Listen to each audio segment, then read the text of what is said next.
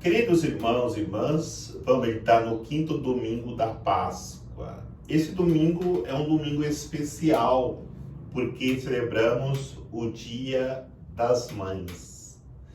Que possamos, nesse domingo, rezar pelas nossas mães, para que Deus continue abençoando a grande missão que elas realizam para cuidar das suas famílias. Olhando para a liturgia da palavra, nós encontramos grandes ensinamentos. A partir da primeira leitura, nós meditamos na realidade de que qualquer comunidade, qualquer família encontra os seus conflitos. Outro dia, nós ouvimos a liturgia da palavra que nos apresentava uma comunidade praticamente perfeita, onde tinham tudo em comum, onde as pessoas se amavam, se preocupavam uma com as outras. No entanto, hoje a primeira leitura apresenta os conflitos nesta mesma comunidade que nos parecia perfeita. Não existe comunidade perfeita. Não existe família perfeita, porque nós somos humanos. E lembrando, no Dia das Mães hoje, da mesma forma que Jesus, ele cuida e guarda da sua igreja, das suas comunidades cristãs, embora as nossas fraquezas, as mães têm o mesmo cuidado com as suas famílias, porque a mãe é aquela presença que faz com que uma família em conflito, em dificuldade, possa ser restaurada. Outro elemento que nos traz a primeira leitura é a realidade da hierarquia. A igreja é hierárquica, onde existe o Papa, existe o Bispo, existe o padre, existe o diácono, os religiosos, as religiosas e o leigo. Cada um tem a sua responsabilidade. E hierarquia não pode ser status. Quanto mais alto na hierarquia, mais responsabilidade.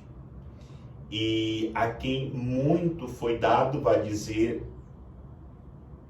Jesus, muito será cobrado.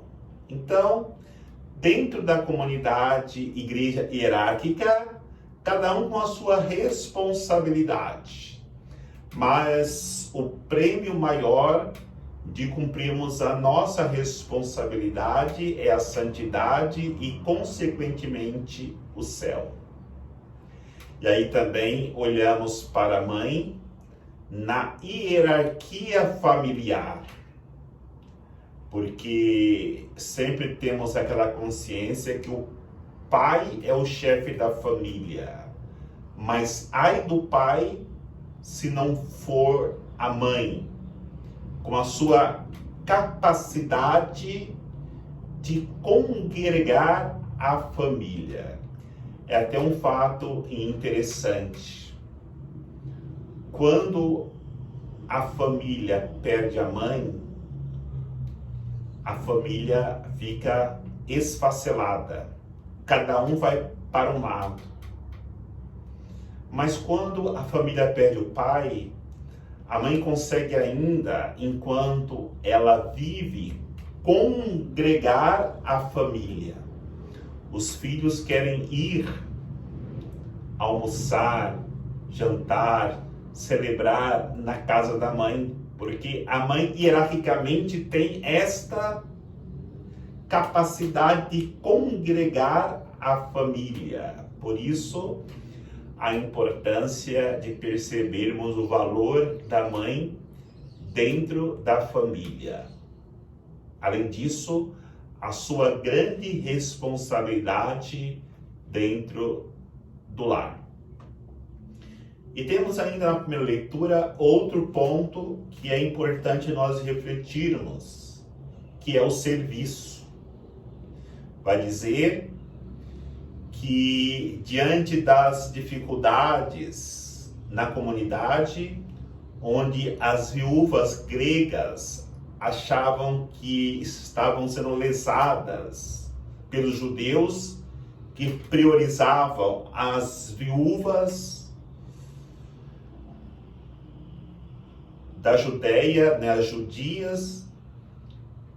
Nesse conflito, eles dão a ideia de escolherem homens cheios do Espírito Santo, homens honestos que pudessem organizar melhor nesse sentido de caridade a comunidade. Porque os apóstolos estavam preocupados na pregação da palavra, na realização dos sacramentos, então precisavam de pessoas que organizassem. E daí eles escolhem e colocam diáconos na comunidade para trabalhar no serviço da caridade. Esses homens são escolhidos porque são homens justos, homens cheios do Espírito Santo, de oração, honestos. Esta mesma realidade encontramos na mãe. Será que existe na família alguém que trabalhe mais do que a mãe? Existe na família alguém que tem maior caridade com os membros da família, com o marido ou com o filho do que a mãe? Podemos dizer que no contexto não sacramental, mas de serviço, a mãe exerce a diaconia na família. Ela é aquela que faz com que a família tenha tudo aquilo que precisa para poder se realizar como família, como uma comunidade familiar. Agora também quero refletir na segunda leitura, quando São Paulo ele compara a igreja com o edifício, como uma construção. É claro que quando São Paulo faz essa comparação, ele não quer falar do edifício físico, de pedras, construído.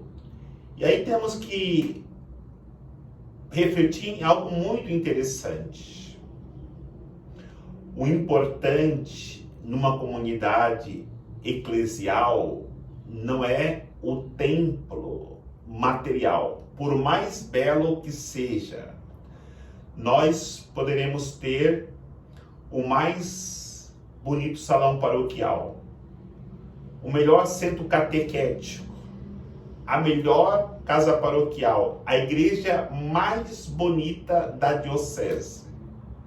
No entanto, se não tem uma construção, um edifício de comunidade de pessoas humana, isso não quer dizer nada, porque o importante é ter uma comunidade, um edifício construído de pessoas humanas, uma comunidade viva e autêntica no seu relacionamento com Jesus Cristo e entre os irmãos. Estamos aí vivendo esse tempo de pandemia e muitos de nós temos uma profunda vontade de irmos à igreja. Quando nós falamos assim, eu tenho tanta vontade de ir na igreja, não estamos preocupados em ir na igreja por causa do belo templo feito de pedras que nós vamos adentrarmos. Mas quando falamos isso, temos saudades da oração que fazemos ali, dos irmãos que nós vamos encontrar, do Santíssimo que vamos comungar ou adorá-lo.